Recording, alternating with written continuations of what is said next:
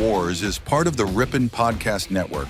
Today on Cardboard Wars, Kevin Rips explores the allure and history of Topps Superfractors. Kevin uncovers stories of remarkable sales and discusses the evolution of this iconic collectible. Discover the cultural impact of these one-of-a-kind cards and what makes them stand out in the crowded card collecting landscape. This episode provides an insightful look into the enduring mystique and market power of Superfractors. So sit back and enjoy this episode of Cardboard Wars.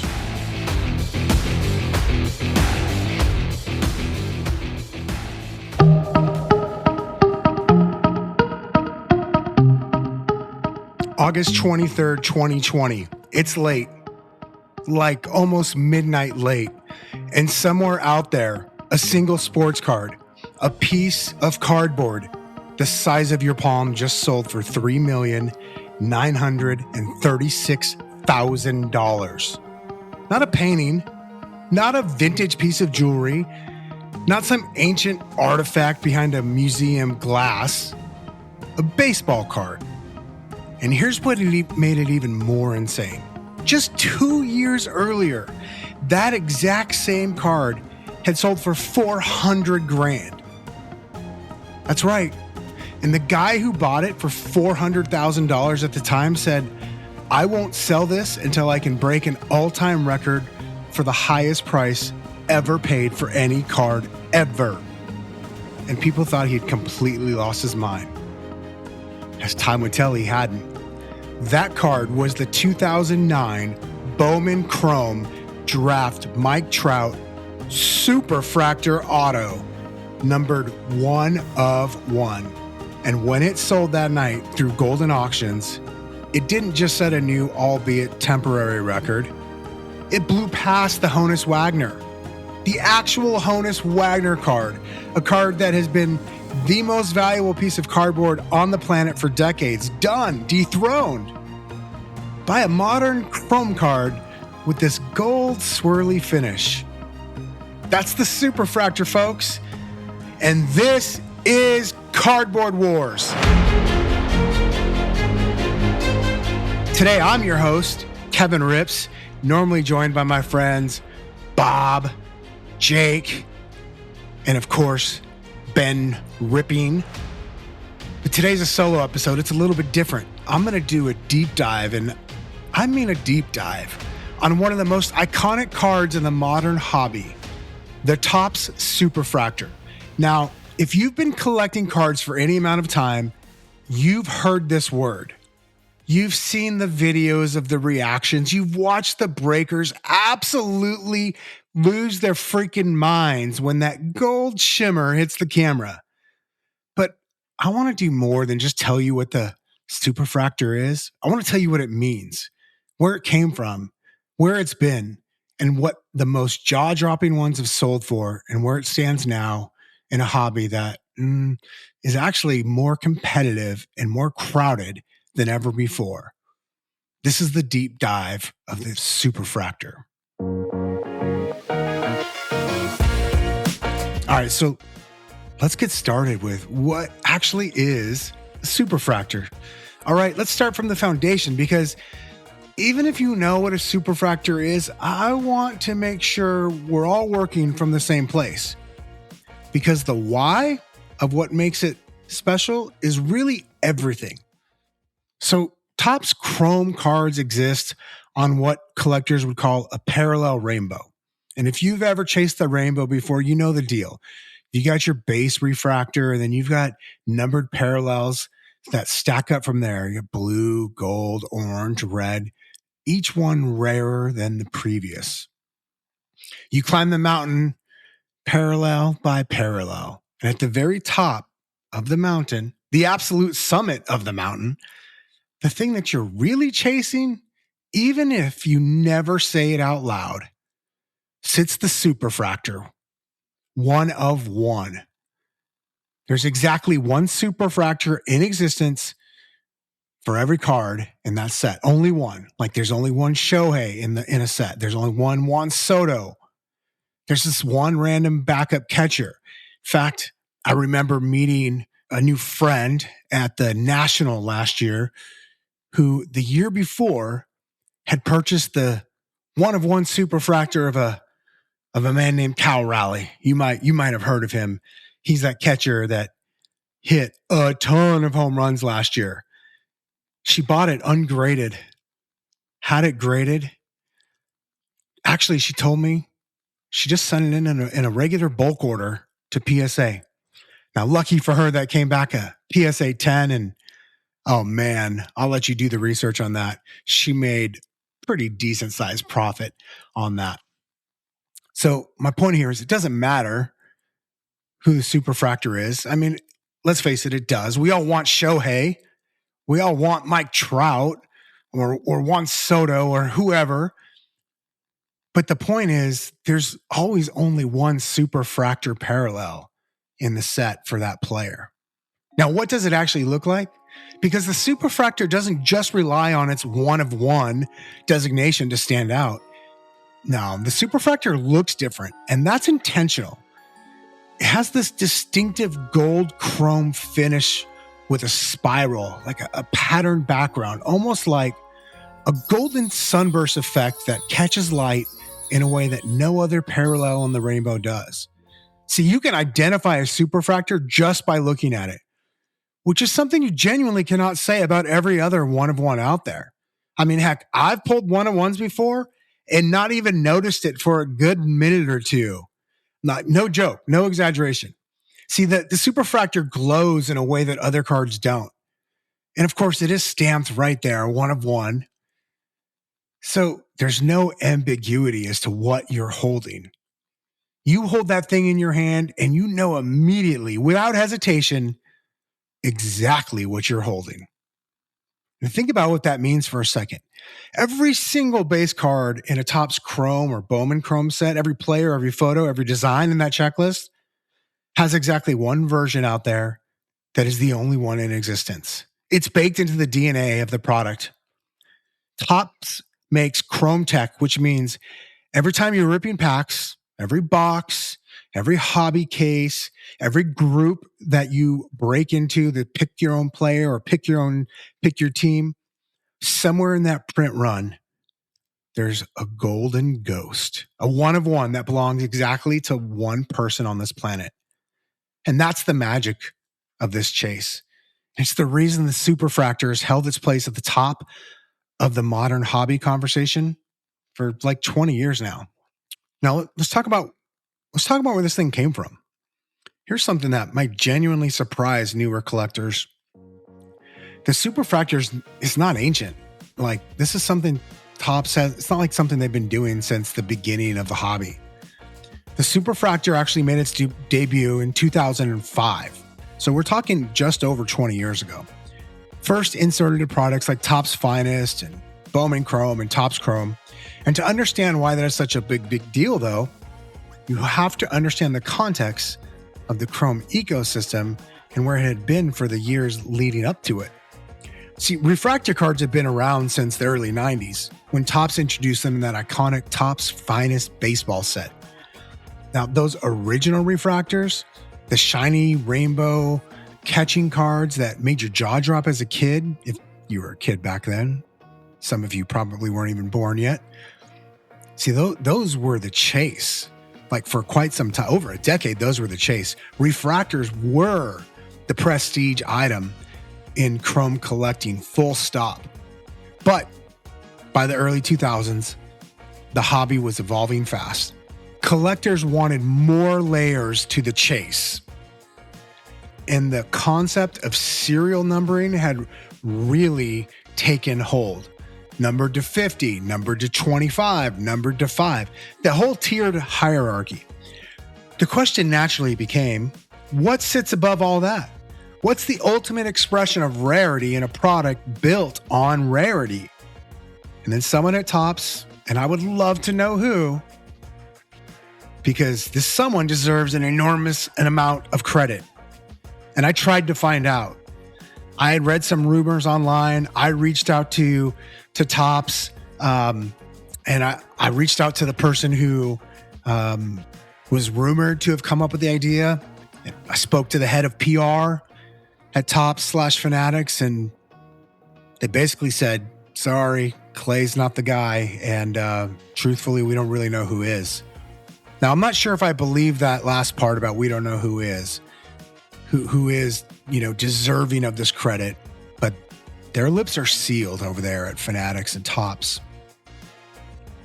Because, man, I would love to know, the hobby deserves to know who came up with that single gold-finished, visually unmistakable card numbered 1-to-1, the Superfractor. See, what's fascinating is that at first, the Superfractor is almost a quiet development. Collectors understood Superfractors were rare, but the cultural frenzy around them wasn't immediate. The first few years after 2005 just kind of came and went, a pull here, a sale there, and people appreciated them, but it was like without fully grasping the monster that they were about to become. The hobby didn't yet understand how cultural the Superfractor was about to get, how completely it was going to reshape the way collectors talked about their biggest chase cards. See, the understanding came in the summer of 2010. That's right, that's 5 years later. And it came via a pitcher from San Diego State who threw hard as anyone in the sport had ever seen. And I bet you know who that is. See, if you want a single moment that transformed the Superfractor from just rare parallel to the hobby's holy grail, you look to that summer of 2010 and that man, that pitcher named Steven Strasberg. This crowd is crazy. Swing and a miss. Steven Strasberg's first major league strikeout, and it ends his first major league inning. 1, 2, 3.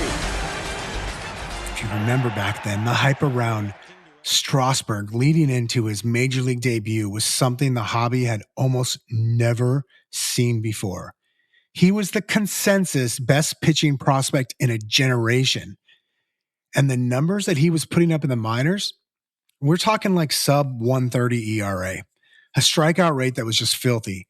He had everyone convinced that this is the real thing.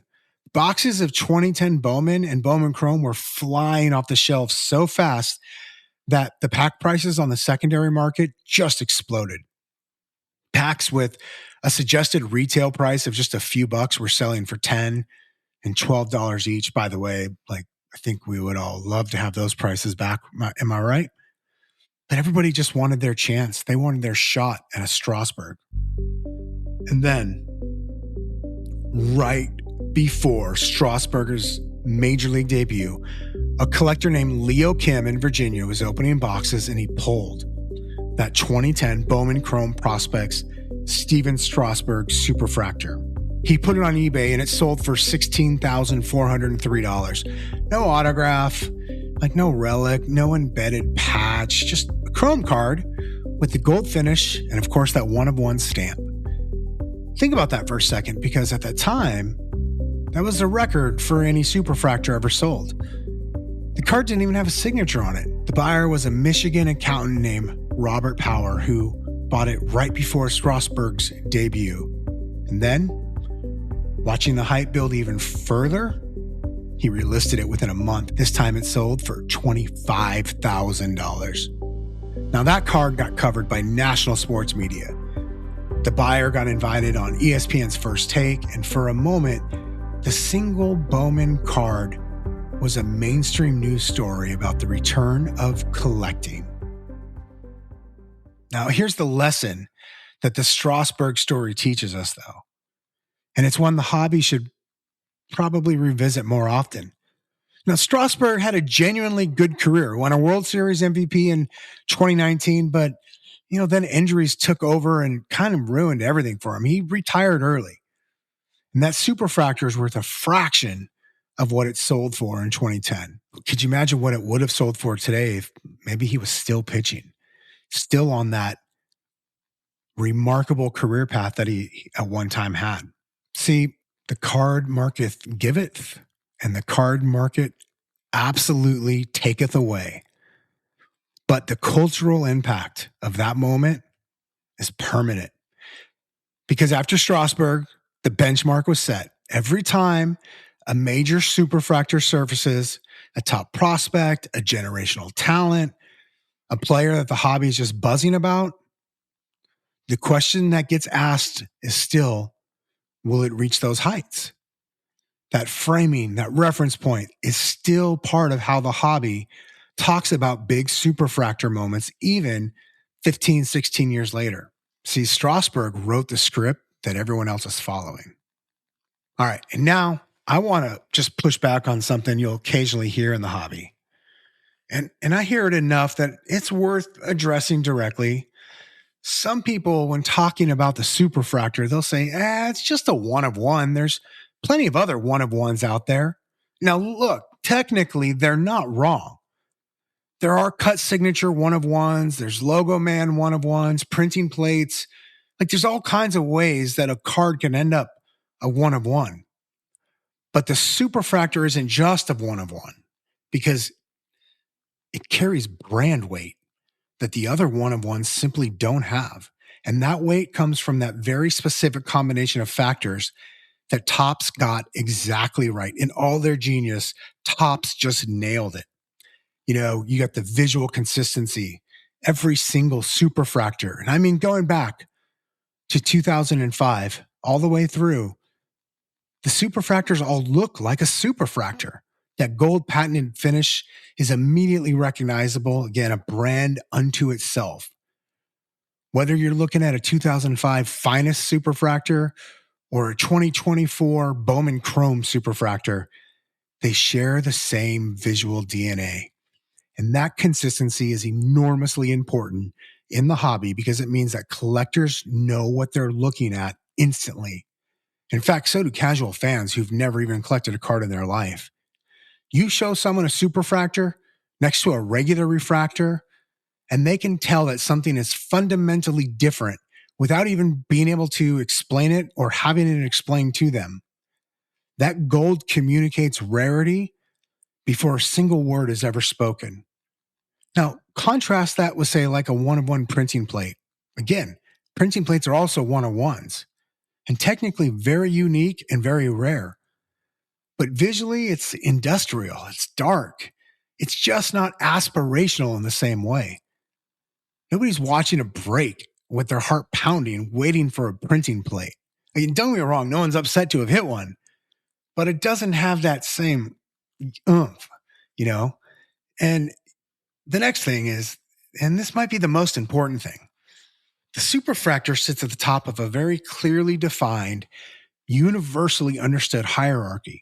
When you're chasing the rainbow, you know at every single tier exactly where you stand and exactly what's above you.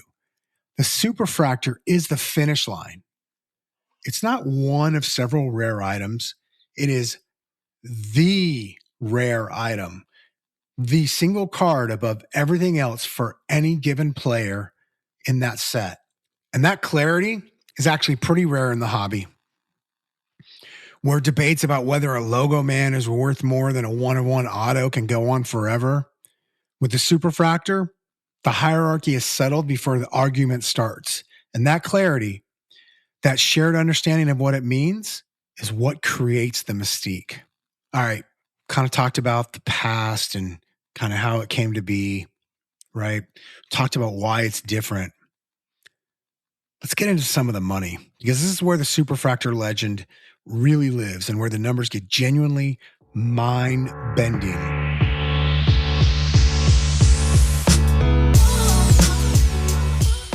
So we already talked about the Trout, but let me give you the full picture on that sale because it deserves the full treatment.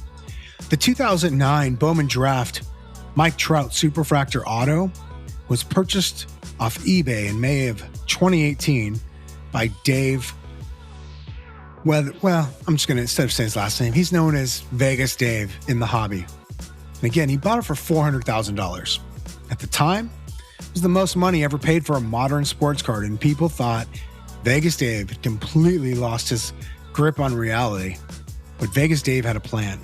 He said publicly that he wouldn't sell that card until he could break the all-time record for highest price ever paid for a card, and he meant it. Now, when he put that card up through Golden Auctions in the summer of 2020, he set reserves at $3.8 million. And when Golden called him mid-auction and relayed an offer of $3.5 million from a bidder, his response was essentially, tell them no if it doesn't hit my number. Ship it back to me if it doesn't hit my number. The hammer fell. And with the buyer's premium, the final price was $3.936 million, a new all-time record for any sports card. Even going past the T206 Honus Wagner that had held the record since 2016. And he didn't just kind of go past him. Like, this was by more than $800,000 more. Vegas Dave, by the way, also picked up the red refractor number 5 of that from that same 2029 Bowman set, which he sold a few months earlier for $922,500. So in one summer, he turned a total investment of $580,000 into over $4.8 million in sales. Just 2 cards from the same Bowman set. I don't care what your investment strategy is, you're not beating those returns.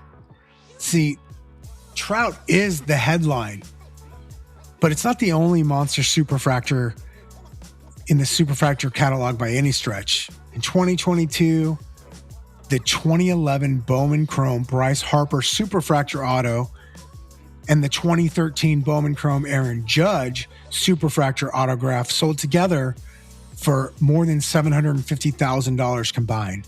2 cards, $750,000. The Superfractor craze also extends beyond baseball, which I think sometimes gets forgotten in the hobby. But in April 22, the 2020 Topps Chrome F1 Lewis Hamilton Superfractor sold for nearly $1 million. And the grade on that card is a PSA 7. Not even a 10, not even a 9, a 7, which tells you everything you need to know about how bonkers the F1 card market got during that period. More recently, in 2024, the LeBron James and Bronny James dual Superfractor, 1 of 1 featuring father and son, sold for $114,000. Was that card overvalued given where Bronny's career is likely headed? Maybe. Probably. But a Superfractor featuring, and this pains me to say, one of the greatest players in NBA history still commanded over $100,000. And that tells you that the Superfractor brand has genuine, durable pull. Speaking of pull, let's talk about big pulls, drama, chaos, because you really can't talk about Superfractors without talking about the culture of the pull. Because in the streaming and breaking era that we have now, a Superfractor hit on camera is a whole event unto itself. There's a particular kind of electricity that happens in a live break when someone starts to describe what they're seeing. Wait, is that? Oh my God, that is gold. And then typically the screaming starts, the chaos, the yelling. Whoever owns that spot is suddenly getting phone calls from people who aren't even in that break. See, these moments get clipped and shared and reshared. They go up on X and Instagram and YouTube, and they become these tiny little legends in the community. You'll hear people reference specific pulls from breaks years later because they were just that dramatic. What makes the Superfractor especially good for these moments is something I mentioned earlier. The visual clarity. The gold finish is impossible to mistake even through a camera, which means that when a Superfractor clears a pack on stream, there's no uncertainty. There's no, wait, is this the refractor or the gold refractor? Those moments don't exist. Like, you don't have to squint. When it's a Superfractor, you know immediately, and so does everybody watching. That instant recognition makes for better content, and better content compounds into more cultural weight for the card over time. The feedback loop that Topps has benefited from enormously in the streaming era, whether they planned for that or not, I don't know. And that Strasburg saga also has its own moment of pure hobby drama. It wasn't just the Superfractor that was making waves, it was the sister card, the 1 of 1 red autograph. that set off one of the most bizarre auction episodes the hobby has ever seen. That red auto hit eBay in summer of 2010, and bids went absolutely nuclear, at one point nearing $1 million before the auction mysteriously ended without even completing, and nobody ever fully explained why. Bad bids, the seller pulled it, eBay intervention. The hobby had theories for months. That unresolved mystery actually added to the mystique around both cards, because the Superfractor and the red auto were being talked about in the same breath constantly. Then there's the darker side of the Superfractor drama, the expired redemption. Years after the 2010 Bowman hit shelves, a collector pulled a redemption for the Strasburg Superfractor autograph, likely the most valuable version of the card. And they were told by Topps that the redemption had expired years earlier and could not be honored. The most exciting pull of your collecting life, and it's a piece of paper that turned into nothing? That kind of situation is real and ongoing tension in the hobby around high-end parallels, and it's a reminder that not every Superfractor story ends with a triumphant auction result. All right, so here's where I want to get a little opinionated, because the landscape in 25 and 26 is genuinely different from what it was in 2015, and I think it's worth being honest about what's changed rather than just repeating the conventional wisdom. See, for baseball, the Superfractor is still the undisputed apex card in the Topps ecosystem, and it's, quite frankly, not particularly close. Topps holds the exclusive Major League Baseball license, as you know, and now, in 2026, they've got football, they've also got the NBA, and so I think what we're going to see is this mystique around the Superfractor is going to continue to grow. But here's the thing. Topps also recently came up with the idea of the debut patch. Probably just as cool as the Superfractor, maybe cooler, right? And it's not just a debut patch in baseball anymore, because as I mentioned, late last year, they took over the basketball license, and this year they took over the football license too. So we're going to start to see, I should say, it's going to be interesting to see how the Superfractor holds up versus, like, say, these debut patch cards. Does the Superfractor still have the crown as the undisputed grail of the hobby? I don't know. I mean, in baseball, it seems really locked in, but I got to admit, the debut patches are pretty insane. I think that the Superfractor, though, whether it remains king, it's just always going to have a place in the hobby. It's always going to mean something to the hobby, right? Because I genuinely think that the Superfractor represents something very specific about the soul of the modern hobby. It represents the idea that everyone is playing for something. When you rip a pack of Topps Chrome, whether you paid $30 for a hobby pack or hundreds, if not thousands of dollars for a jumbo box, somewhere in that overall print run, there's a one-of-one that belongs to exactly one person on this planet. And think about the math. It's brutal. The odds of pulling any specific Superfractor from any specific set run well into the tens of thousands against you. But as we know, the card is real. It's out there. It exists. And that combination of near impossibility of the outcome paired with the absolute reality of the prize is what makes the whole chase feel meaningful rather than arbitrary. All right, that's it, guys. That's the deep dive today on the Superfractor. Let me know if this hits home for you, if you enjoyed it, if you learned anything. Do us a favor. We're really trying to grow our YouTube presence. Look us up on the YouTube channel. Maybe make a little comment or two in this episode. Let me know if you've ever hit a Superfractor, and if you haven't, which one what would be your dream Superfractor? I'd love to hear from you. As you know, my buddy Ben Ripping, that guy he's got a reputation for wanting to just give out swag and reward people. So my guess is if you find yourself in the comments here of the YouTube channel or leaving us reviews, whether on Apple Podcasts or leaving us a 5-star rating on Spotify, my guess is you might just find something in your mailbox one day from our fan Ben Ripping.